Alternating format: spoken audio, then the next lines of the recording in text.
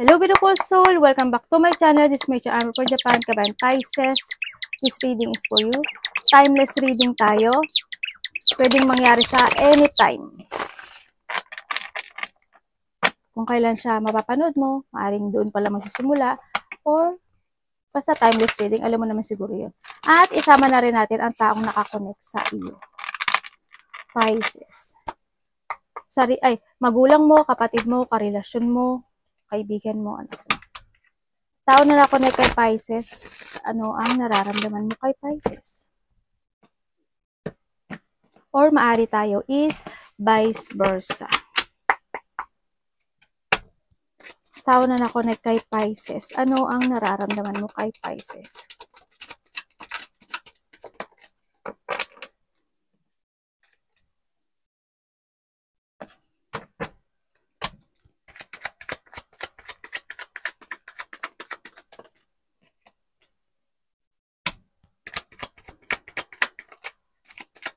Pangloloko ah. Okay. Ang nararamdaman niya sa'yo, gusto niya na connection sa'yo.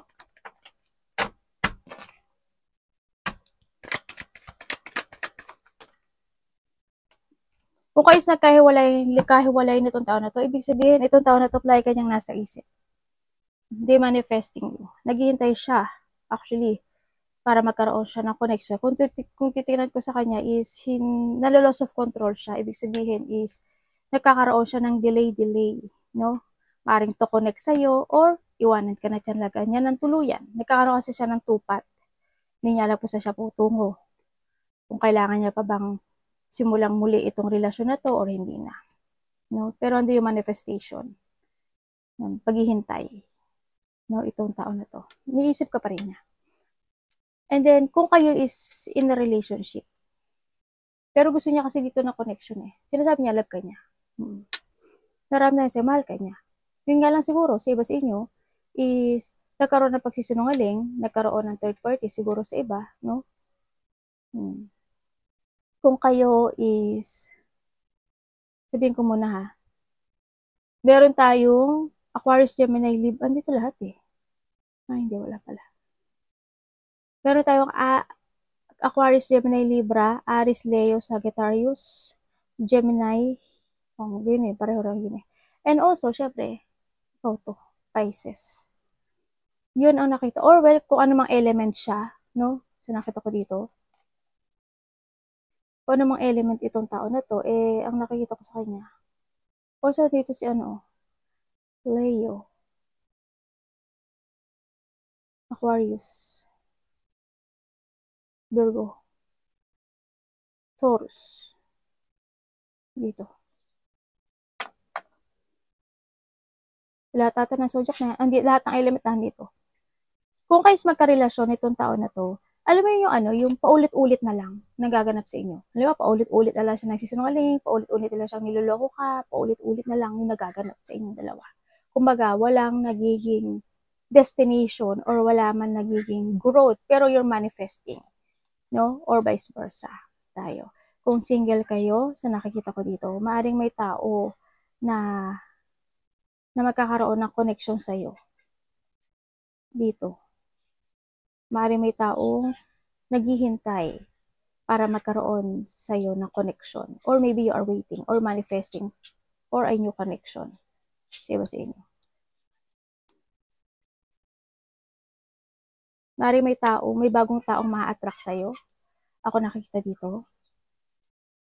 Maaring may tao dito na may kakayahan. Itong tao to may kakayahan to. Kung single ka, may kakayahan siya.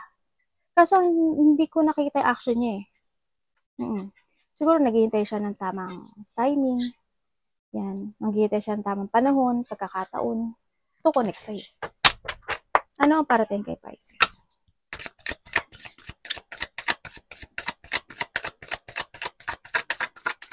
Ano ang parating kay Pisces?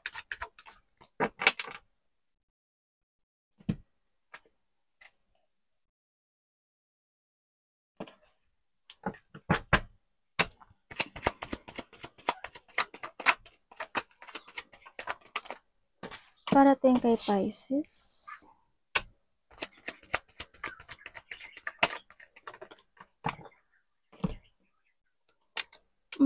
Okay? Successful. Yun nakikita ko sa'yo. Parating sa'yo, there's a victory and success. Ako nakikita sa'yo, siguro, handito yung sitwasyon na may mga achievement ikaw na makakamit, no? Or handito yung sitwasyon na mas makikita mo na yung tamang direction mo sa buhay. Yun na nakikita ko dito. And also, ang parating din sa'yo is may mga makaka-recognize sa'yo eh. Siguro there's a recognition situation o kaya andito yung sitwasyon na mas makikita nila yung kakayahan mo o yung kagalingan mo, lalo na when it comes sa trabaho, sa mga ginagawa mo, sa goal mo, ganyan. And then also, sa nakikita ko sa'yo dito, may mga tao ako na nakikita sa'yo na mamamagnetize mo sila, no? To cooperate sa'yo. O kaya andun yung sitwasyon na may mga tao na willing silang suportahan ka, willing silang bigyan ka ng love and support, maaring mga kaibigan mo, maaring yung iba sa inyo is bagong tao ito, o kaya may mga bagong tatahakin ka na sa buhay mo. Yun na nakikita kong parating sa'yo. There's a new direction, or you will find your direction this time, kung ano talaga yung goal mo sa buhay mo. Sa iba, ganon. Sa iba sa inyo, may makikipagkita, or maaring magkakaroon ng ayaan, ganyan. Maaring mga kaibigan mo, may mga celebration, kapatid mo man yan, o sino man yan sa buhay mo, no? Magkakaroon ng gathering, or something joy, celebration, acceleration, magkakaroon ng collaboration, may mga gagawin kang creativity na maaring ikakasuccess mo, o kaya is may situation na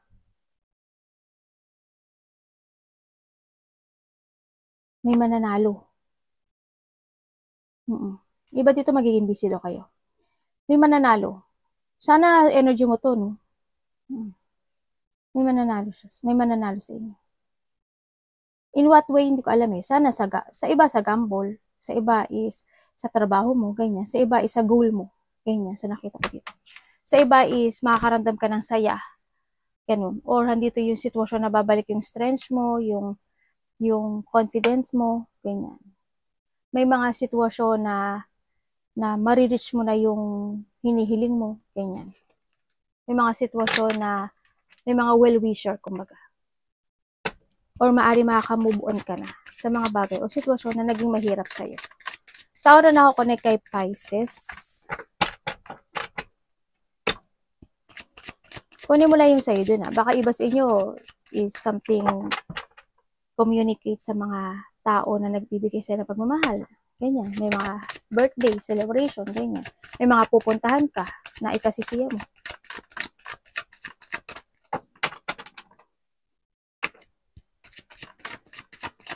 Tao na nakakonect kay Pisces. Anong intention mo kay Pisces? Maaring vice versa tayo ha. At maaring din na, hindi maari. Ito is a timeless reading. Tao na nakakonect kay Pisces, bakit ito ang iyong intention? Diba dito, ano to? Anak mo, kapatid, karelasyon. Intention niya sa'yo, wala. Tingnan natin Hindi siya interesado eh.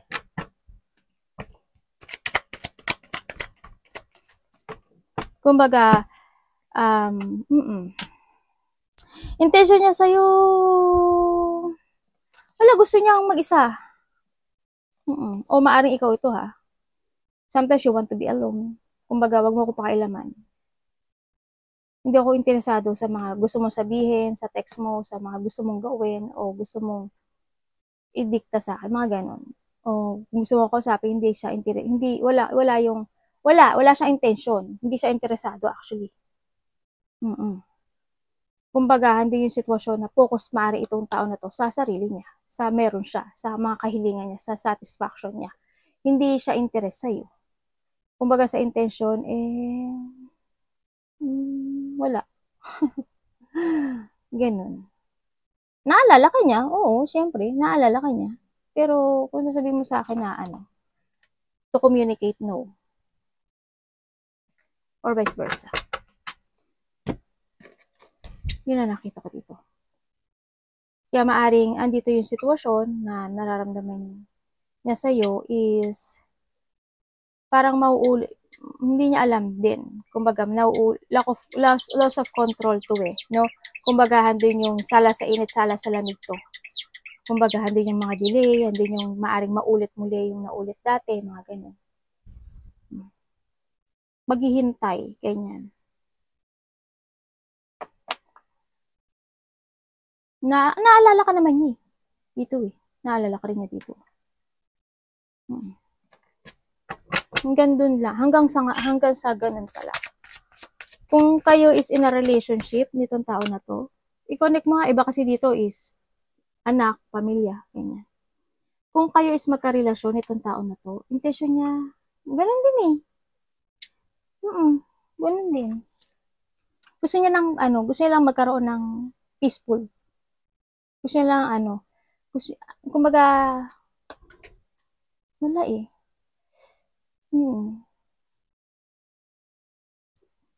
Hindi talaga. Siguro minsan nahando lang siya sa sitwasyon na umiiwas siya sa'yo, mga ganyan. Gusto niya lang, you want to be alone. Na gusto niya mag-isip-isip, mga bagay-bagay. Ano dapat iwasan ni Pisces? Or maaring ikaw ito? Kung single kayo, siguro ando yung sitwasyon na na ayaw niyo muna siguro sa ngayon. Yung nag-iisipan mo siguro may mga naaalala ka pa. Saka hindi ka interesado. Interesado ka sa mag-success ka sa buhay mo sa iba sa inyo. Yan na nakita ko. Maring in the past hindi naging maganda talaga yung relasyon mo. Yan sa ngayon, gusto mo muna makarecover doon. O gusto mo na mag-focus sa mga pangarap mo sa buhay mo. Sa mga magkarelasyon, nagkakaroon kayo ng mga dissatisfaction, disappointment, o kaya handa talaga yung lungkot ng bawat isa.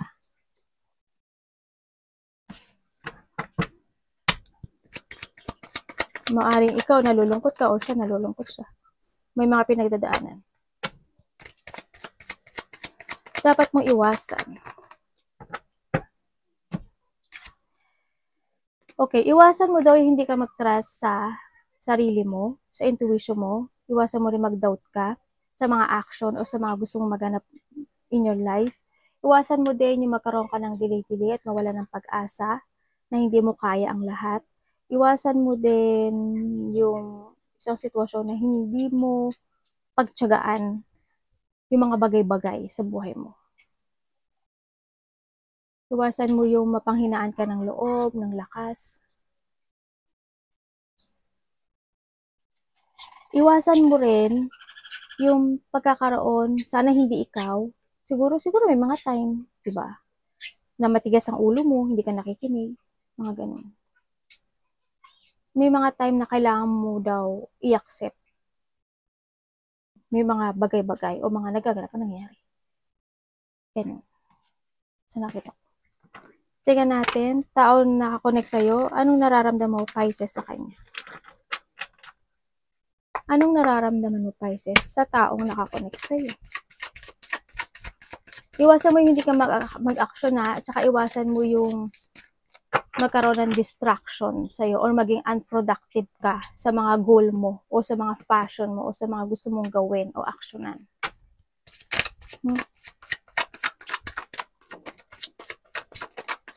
Siyempre, iwasan mo yung negativity. Kailangan mo ngayon is a positive motion.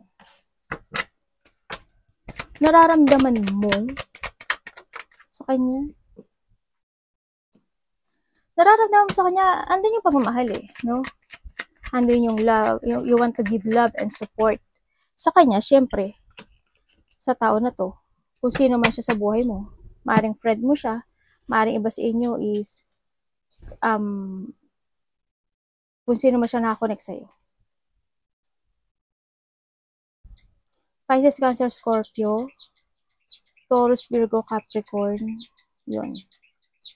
Meron tayo Aquarius, Gemini, Libra. Kung sino man siya, kung ano mang element siya, no, ang nararamdaman mo sa kanya, you want to give love and support. Siyempre, andun yung pagkakaisa, andun pa rin yung sitwasyon na nagiging emotional ka sa kanya, no? So, nakita ko dito. Kung tutuusin, kung kayos nagkahiwalay nito or hindi ka nakakaintindihan, stagnant ka sa kanya or vice versa. No? Kasi gusto mo siyang supportan o gusto mo siyang bigyan ng pagmamahal. Dito. Nandun yung care. No? You still care sa tao na to. Siyempre, kung kayo is in a relationship, kung sino man tong tao na to sa buhay mo, andun yung frustration, siyempre. Andun yung isa sa inyo is nagiging impatient o maiksi yung pasensya. Kaya nakikita ko dito yung emotional situation mo, yung emotional pain mo sa nakikita ko. Iba dito, a family no? Iba dito, family. Maaring may mga matitigas ang ulo o may mga taong sakim at makasarili, no? Kumbaga doon yung pagiging toxic ng energy, no? Sa nakita ko dito. Or maari, if you are really in a relationship talaga, isa sa inyo is makasarili. Yun nakita ko dito. Nagkakaroon ng delay sa'yo, no? Kung kayo is single,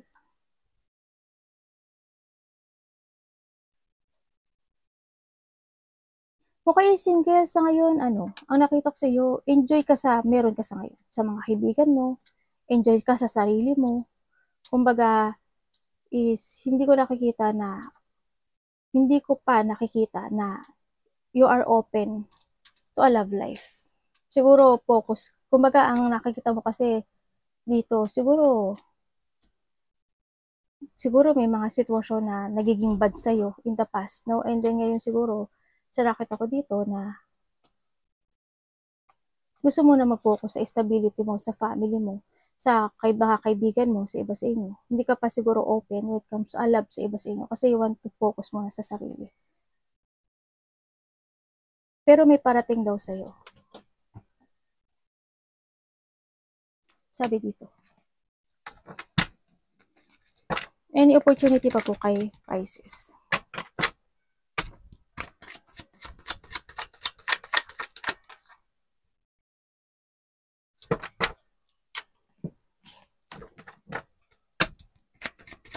Ano po ito? May tao, nakakilala mo na maaring ko-connect sa'yo. Magkakaroon kayo ng union, pagkikita, or yun ang nakikita ko or meron ka tutulungan or may hingi sa'yo ng tulong. Vice versa. Meron din ako nakikita dito na magkakaroon ka ng choices in life sa mga bagay o sitwasyon na gusto mo nang umpisahan. Kumbaga, meron kang either idea or opportunity ito, no? Sa nakita ko dito. Maaaring magkakaroon ka ng two-path or two situation. Maaaring may trabaho ka na, may tatrabahuhin ka pa. Yun ang nakikita ko sa iba. O kaya, andito yung sitwasyon na kung nasa trabaho ka, malilipat ka sa section 2, sa department na ganito, department na ganon. Maaaring may two department ka na hahawakan, maaaring ganon. O kaya may mga tuturuan ka, o kaya may mga tutulungan ka. Sa iba naman sa inyo, may papasok na money sa inyo. And also, when it comes sa money, titingnan pa rin natin yung money mo, siguro magkakaroon ng development sa iba sa inyo. May pupukusan ka daw ngayon. Timeless reading tayo, may mga pupukusan ka. Magkakaroon ng pagkakaisa, at magkakaroon ng pagbabanding. May banding situation ako nakikita. Maaaring makakasama mo sa trabaho, magulang mo, kapatid mo. Kamusta yung money ni Pisces? Ano, sawa ka na dun sa baba, anak? Kamusta po yung money ni Pisces, Universe? Timeless reading.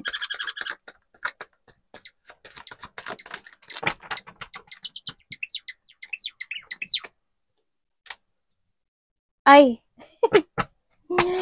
Bakit ganito? Kakaroon nga ng development pero mabagal kasi siya. Pero tingnan pa rin natin. Ano pong ibig sabihin?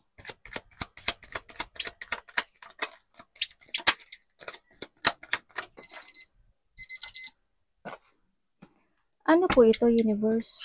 Paki-explain. Meron daw bigla ang magaganap o mangyayari na ikakasakit mo. Ibig sabihin, may meron kang didesisyonan dito. It comes sa money mo. Na maaring ikalungkot mo. Na maaring ikabigo mo. Yun na nakikita ko sa'yo. Kailangan mo mag-trust sa intuition. And you need to be aware sa pagpapatakbo ng pera mo. Huwag kang pabigla-bigla. Huwag kang magdesisyon ng hindi nakaplano. Kasi pwedeng ikaw is mabigo. May mga unexpected kasi na magaganap na ikakalungkot mo. Either trauma ito, either emotional pain, or disappointment. Yun na nakikita ko. Sana mag-trust ka sa intuition mo.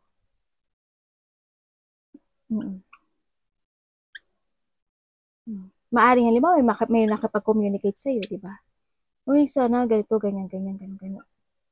Tapos hindi mo in-expect na hindi pala siya makabayad o kaya may mga gagawin kang didesisyonan ka na isang project or any situation na related ang money tapos hindi ka naging aware doon.